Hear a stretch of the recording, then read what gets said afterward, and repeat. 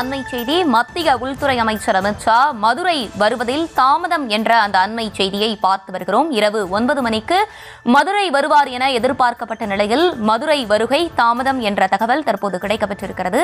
விரிவான விவரங்களோடு இணைகிறார் எமது செய்தியாளர் விக்னேஷ். விக்னேஷ், வணக்கம். விரிவான விவரங்கள். நிச்சயமாக ஹர்ஷினி, அதாவது நாளை நடைபெற உள்ள பாஜக தென் மாவட்ட நிர்வாகிகள் கூட்டத்தில் பங்கேற்பதற்காக இன்று இரவு 8:50 மணி அளவில் மதுரை விமான நிலையத்திற்கு வருகை தர உள்ள மத்திய உள்துறை அமைச்சர் அமித் ஷா வருகையானது தற்போது 10:40 மணிக்கு அளவில் வருகை தரும் என தாமதம் என கூறப்பட்டு வருகிறது.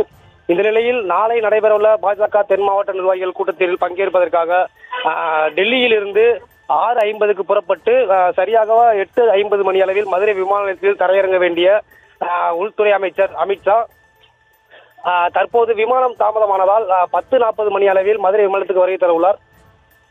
இது குறித்து தொண்டர்கள் மற்றும் பாஜக முக்கிய நிர்வாகிகள் வானதி சீனிவாசன், தமிழிசை சவுந்தரராஜன், பாஜக மாநில தலைவர் நயினார் நாகேந்திரன் மற்றும் அதிமுக சார்பில் முன்னாள் அமைச்சர்கள் ஆர்.பி. ஜெயக்குமார், செல்லூர் ராஜு ஆகியோர் விமான நிலைய வளாகத்தில் நீண்ட நேரமாக காத்துக் கொண்டிருக்கின்றனர்.